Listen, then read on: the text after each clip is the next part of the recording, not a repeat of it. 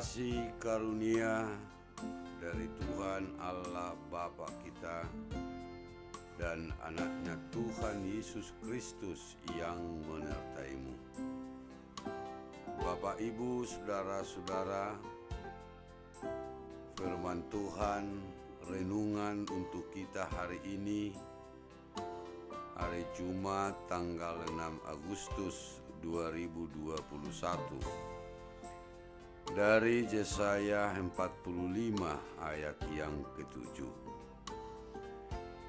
Yang menjadikan terang dan menciptakan gelap, yang menjadikan nasib mujur dan menciptakan nasib malang. Akulah Tuhan yang membuat semuanya ini. Ahu si jadi hati urun dohot si topa hahulumon, si bahen hadameo dohot si topa hamagoan. Ahu do Jahoba si bahen saluhut nai. Melalui renungan hari ini, kita dapat melihat bahwa Allah berkuasa, berdaulat penuh atas segala kehidupan manusia. Bahkan orang yang tidak mengenal Tuhan sekalipun akan dipakainya untuk menyatakan keselamatannya kepada umatnya. Bahwa dari terbitnya matahari sampai terbenamnya, tidak ada yang berkuasa penuh atas kehidupan ini selain dari Tuhan yang menjadikannya. Manusia tidak akan dapat mengukur dan membatasi kuasa Allah. Maka manusia pun tidak akan dapat, sehingga kita tidak dapat paksa atau atur Tuhan untuk berbuat seperti yang kita inginkan. Biarkan Allah bekerja, membuat yang terbaik dalam kehidupan kita. Tuhan hanya inginkan iman dan pengharapan kita hanya tertuju kepada Dia saja. Ketika kita merasa tidak memiliki jalan keluar atas segala permasalahan, Tuhan memiliki cara yang tak terbatas untuk mengatasinya. Allah menganugerahkan kehendak bebas kepada manusia dan kemampuan untuk memilih kebaikan atau kejahatan. Jika manusia memilih kejahatan, ia sering menghukum mereka dengan penderitaan. Penderitaan tersebut sering disebut sebagai kejahatan.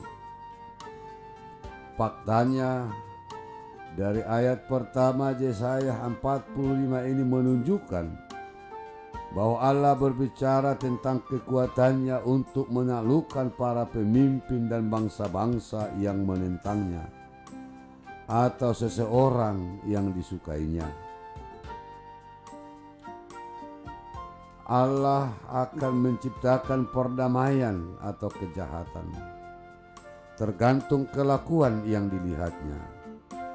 Maka kejahatan di dalam ayat ini merujuk kepada penderitaan yang diciptakan atau dikirimkan oleh Allah sebagai konsekuensi dari dosa.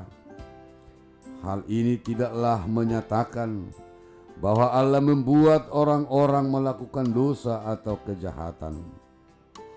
Di dalam konteks inilah Allah menyatakan bahwa Ia dapat membuat kemujuran dan menciptakan kemalangan.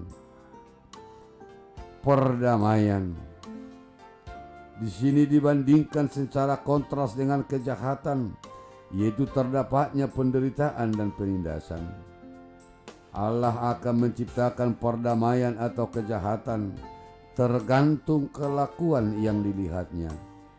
Maka kejahatan di dalam ayat ini merujuk kepada penderitaan yang diciptakan atau diberikan oleh Allah sebagai konsekuensi dari dosa. Hal ini tidaklah menyatakan bahwa Allah membuat orang-orang melakukan dosa atau kejahatan. Dalam nas kitab ini ada hal yang Tuhan koreksi pada kita, yakni orang fasik hendaklah meninggalkan jalannya dan orang jahat meninggalkan rancangannya, kemudian bertobat kepada Tuhan sehingga Allah mengasihinya dan memberi pengampunan dengan limpahnya. Jika kita selalu mencari Tuhan dan berdoa kepadanya selagi ia dapat ditemui, Tuhan menjamin bahwa saat banjir besar terjadi, itu tidak akan melanda kita, dan Tuhan menjadi tempat persembunyian kita dan menjaga kita dalam kesesakan. Jadi segala sesuatu adalah dalam kendali Tuhan. Dialah Sang Pencipta. Percayakanlah hidupmu kepada Tuhan, karena Dialah yang membuat semuanya. Kita berdoa.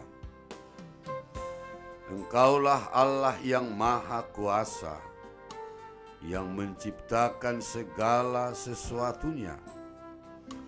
Engkau adalah Tuhan yang berdaulat. Kiranya ajarlah kami Tuhan untuk selalu melakukan kehendak-Mu. Biarlah kami menyerahkan hidup kami kepada otoritas Tuhan. Biarlah Tuhan yang merancang segala hal dalam kehidupan kami. Berkatilah kami Tuhan dalam suka maupun duka. Dalam wabah virus corona, biarlah rancangan-Mu yang terjadi. Di dalam Kristus Yesus kami berdoa. Amin.